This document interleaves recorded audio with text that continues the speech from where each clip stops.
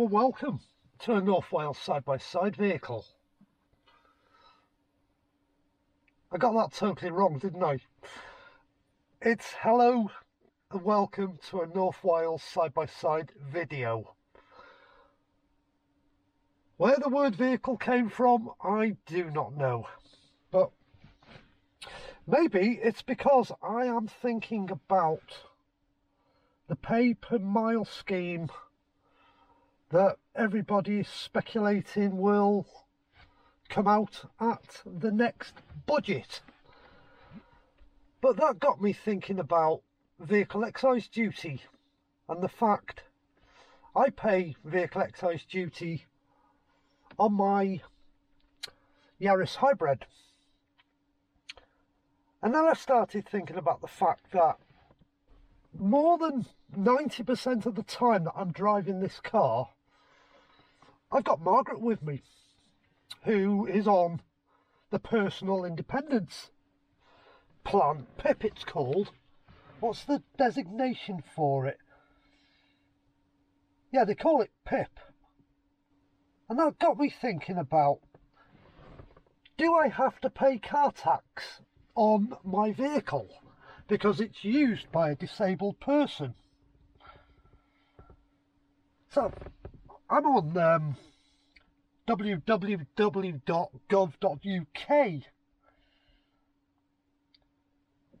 and I'm looking on their website that says financial help if you're disabled. I'm not personally disabled, but Margaret is. So it starts as you need to meet the legal obligations before you can drive. Yeah, I've got a driving licence. Blue badge parking scheme, which Margaret is on, and we have a blue badge, which means we can park in disabled parking spaces when I've got Margaret with me. And then it goes vehicle tax exemption. And it says you can apply for exemption from paying vehicle tax if you get disability living allowance, enhanced rate mobility components of the personal independence payment, also known as PIP, enhanced rate mobility component of adult disability payment, ADP, and a higher rate mobility component of child disability payment. War pensions, mobility supplement, and armed forces independent payment. That's the eligibility criteria. Then you carry on reading and it says the vehicle must be registered in the disabled person's name or their nominated driver's name. Now I'm going to have a talk to Margaret about this because Margaret can't drive at the moment after the injuries she sustained in the accident. And now she's got mobility issues, which is how we've got the blue badge, and she's on the PIP scheme.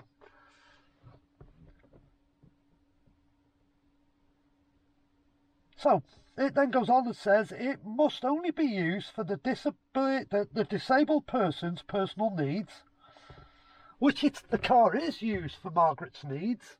We go shopping, we pick prescriptions up, doctor's appointments, hospital appointments. So if Margaret's in the car with me, we're using this car for a disabled person's needs. Then it goes on to say you can only use this exception on one vehicle at a time. I've only got one vehicle. Well, I've got two vehicles, the MR2 and the GR Yaris. I can pick a vehicle. It's going to be the GR Yaris.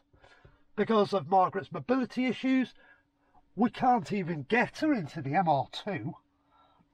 Then it goes on to say you can get a vehicle tax reduction of 50%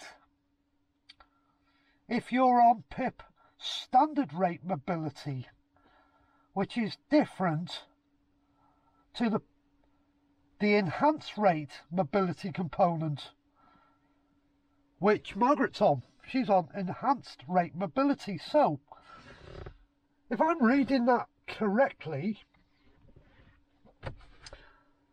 if Margaret nominates me as her driver, which she has to do, the car doesn't have to be registered in her name, she nominates me as her driver, I technically, since January, when the accident happened and we managed to get PIP in place, I shouldn't be paying car tax. I shouldn't be paying VED.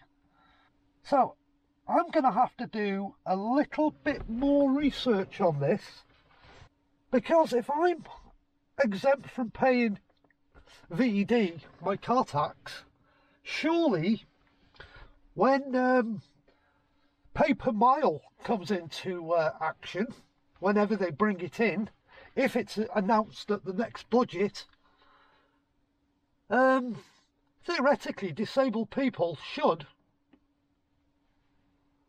be exempt from paying pay per mile. That's my thoughts on it. Have a look on the government website. Have you got a disabled person in the household that uses your car that doesn't have their own vehicle supplied to them on disability, and all these years you've just been running them around? Have you been paying tax when you didn't have to? Do a bit of research on it. See if you are actually exempt from paying VED. And if you are we then entitled to a refund on all the VED we've paid over the years whilst we've been running around with disabled partners, disabled children? And this is one of the little clauses in vehicle excise duty that, as per usual, the government don't tell us about. Do your own research for your own good and for your own pocket, and see if you are actually eligible for either 50% reduced rate in VED or you are exempt from it. But that's how I'm reading the government website. So yeah, I just thought I'd throw that one out there and see if it helps anybody.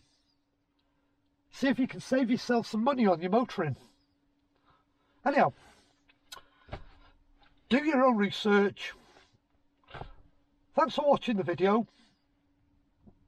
That's the website to go on to, gov.uk, financial help if you're disabled. And have a read and see if you can make head and sense of the website. But it's all there in black and white. Anyhow, thanks for watching. Please consider liking. Please consider subscribing.